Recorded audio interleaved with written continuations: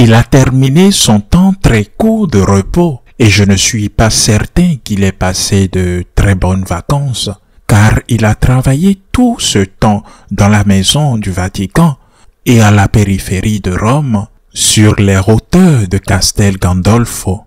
Là, il a pu se reposer quelques jours et je le répète, en travaillant sans relâche. Il est maintenant de retour au Vatican, occupant l'appartement qu'il occupait lorsqu'il était encore cardinal, préfet du dicastère des évêques, car il ne voulait pas aller à Sainte-Marthe, l'appartement occupé par son prédécesseur, l'appartement papal lui-même, où les papes ont séjourné pendant de nombreuses années et en cours de rénovation, car il est resté inoccupé pendant 12 ans. Le pape est désormais au Vatican, son œuvre est terminée et il doit désormais s'engager pleinement dans la tâche extraordinaire et difficile qu'il a choisie comme clé de son pontificat. Unifier une église profondément divisée, pour cela il a besoin de temps et de calme. On a déjà dit que le pape Léon XIV souhaite une révolution tranquille, un changement tranquille, un changement en douceur, en sauvegardant et en exploitant les nombreux bienfaits laissés par son prédécesseur, tout en étant très respectueux et fidèle à la tradition. Ce changement pacifique, je le répète, prend du temps, mais il ne lui en laisse pas toujours le temps. J'ai l'impression qu'ils introduisent constamment des problèmes et je ne sais pas s'ils le font exprès pour le pousser à prendre des décisions difficiles qu'il doit prendre en tant que pape. Cette semaine, 3 de ces défis, ces problèmes ont été mis sur la table du pape pour qu'il les résout, car s'il ne le fait pas, il aura déjà prouvé qu'ils avaient raison. Premièrement, la conférence épiscopale allemande a approuvé une bénédiction alors que l'Église se trouvait en situation de siège vacant, ce qui signifie que le pape François était déjà décédé, mais que le pape Léon XIV n'avait pas encore été élu. Le corps du pape François était pratiquement encore sans sépulture. Et profitant de ce vide de pouvoir, la conférence épiscopale allemande a approuvé une bénédiction pour les couples non mariés à l'Église, divorcés, remariés, couples vivant ensemble sans lien de parenté civile, bien sûr religieux, ou couples mariés civilement et composés de personnes de même sexe ou de sexe opposé. Quand la conférence épiscopale allemande a approuvé cette bénédiction, cela a suscité beaucoup de critiques sur la toile immédiatement.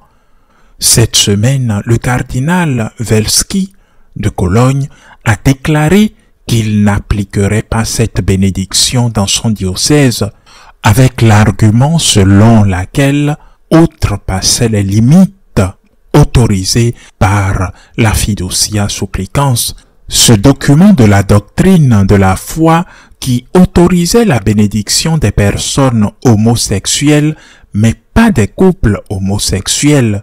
Cette situation a été assez confuse et a suscité des protestations de la part de nombreux épiscopats, au point que le préfet de la doctrine de la foi, le cardinal Fernandez, a dû ultérieurement clarifier au moins en partie la situation. La réponse au rejet de la bénédiction par le cardinal Welski est venue de la conférence épiscopale allemande qui a déclaré que cette bénédiction avait reçu l'autorisation explicite du cardinal Fernandez, qu'elle l'avait examiné avec lui et qu'il lui avait donné le feu vert pour sa publication. Le premier problème, par conséquent, est donc que ce même cardinal allemand affirme que cela va à l'encontre des enseignements du Vatican. Les évêques, la majorité des évêques allemands affirment que ce n'est pas vrai et que cette bénédiction bénéficie du soutien du préfet de la doctrine de la foi, alors qui a raison? Soumettent-ils un problème au pape pour qu'il puisse décider s'il se range du côté d'un camp ou de l'autre? Il faut également tenir compte du fait qu'il y a quelques semaines, le cardinal Fernandez a déclaré que le pape Léon XIV ne modifierait rien à la question des fiducia supplicans. On suppose que lorsqu'il a fait cette déclaration et qu'il n'a pas été contredit, c'est parce qu'il sait de quoi il parle. Mais il est quand même surprenant qu'il ait fait ces déclarations qui, d'une certaine manière, compromettaient le pape avec le cardinal Fernandez dans une situation d'intérim relatif. Car il est vrai qu'il a été confirmé dans sa charge de préfet de la doctrine de la foi, mais cela a été temporaire jusqu'à ce que le pape décide qu'il s'agit d'un renouvellement pour 5 ans ou s'il mettra un autre à sa place. Une situation complexe, je le répète, un problème qui est mis sur la table pour que le pape François le résout, car il s'agit déjà d'un enjeu public. Le deuxième problème qui vient également d'Allemagne, où les conflits surgissent constamment concernant l'avortement. L'avortement est devenu non seulement en Allemagne, mais dans de nombreux pays, un sujet de débat qui touche la vie publique. Il ne peut en être autrement. Depuis le début de l'année, plus de 25 millions de décès sont dus à l'avortement. Les données de l'année dernière confirment que l'avortement est la première cause de décès dans le monde, suivie de près par les décès dus aux maladies cardiovasculaires, c'est-à-dire les crises cardiaques. Eh bien, ce débat sur l'avortement dans une société sans enfants, un évêque allemand a déclaré que l'Église ne devrait pas s'exprimer publiquement contre l'avortement. Et pourquoi?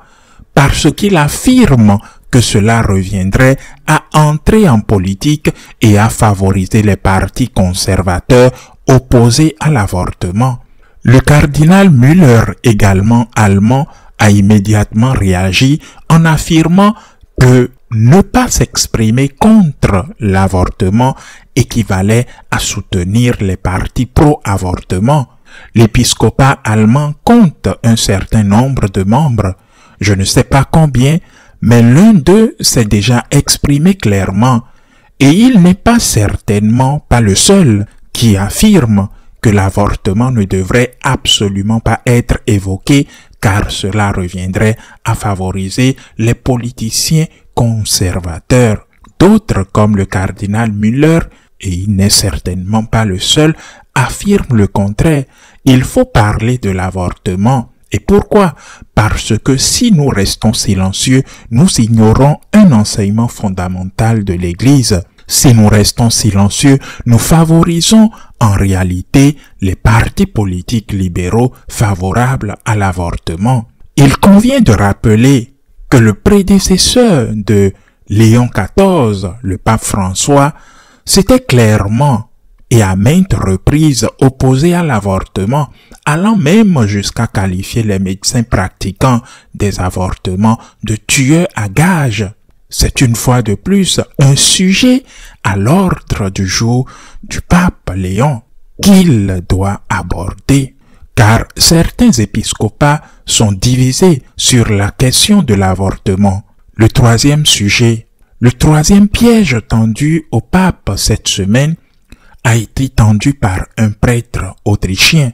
Lors d'une conférence donnée dans une loge maçonnique en France, ce prêtre membre du Conseil pontifical pour le dialogue interreligieux depuis 13 ans a déclaré que les francs-maçons ne sont plus excommuniés, qu'on peut être franc-maçon et catholique, et que les deux derniers pontifes n'ont rien déclaré contre la franc-maçonnerie. Cette conférence publique a été relayée par les médias, semant la confusion parmi les fidèles. Est-ce vrai?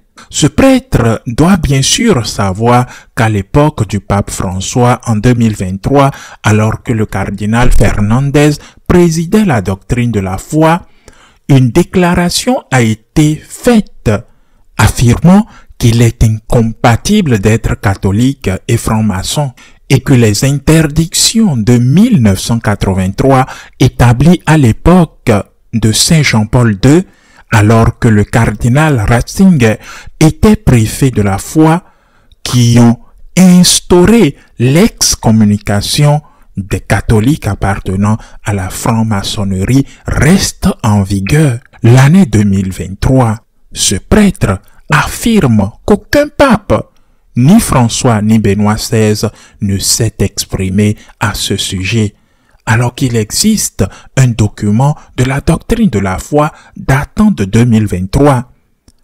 Qui a raison? Encore un problème, encore un obstacle à un changement pacifique, encore une exigence pour le pape de s'exprimer sur une question controverse et très discutée. Les couples non mariés peuvent-ils être bénis par l'Église, y compris les couples homosexuels, comme le prétendent les évêques allemands qui se réclament du soutien de la doctrine de la foi? Les évêques doivent-ils garder le silence public sur la question de l'avortement, ou au contraire, l'Église doit-elle s'exprimer contre l'avortement? La franc-maçonnerie est-elle déjà acceptée par l'Église? Peut-on être à la fois catholique et franc-maçon sans problème? Ou les interdictions réaffirmées en 2023 sous le règne du pape François sont-elles toujours en vigueur? Le pape Léon XIV souhaite unifier l'Église. C'est une tâche aussi urgente et nécessaire, et elle nécessite du temps et du calme. Il veut mener à bien cette révolution silencieuse, ce changement silencieux, et on lui dresse sans cesse des obstacles, on lui crée des difficultés, l'obligeant à s'exprimer. Cela ne manquera pas de plaire à certains et de déplaire à d'autres, mais s'il ne s'exprime pas, les conséquences en seront. Les conséquences. La tâche du pape Léon XIV n'est pas facile. C'est pourquoi nous devons prier pour lui. Que Dieu nous accorde la force, la sagesse et la fidélité au Christ pour transmettre le dépôt de la foi dans son intégralité. À la semaine prochaine, si Dieu le veut.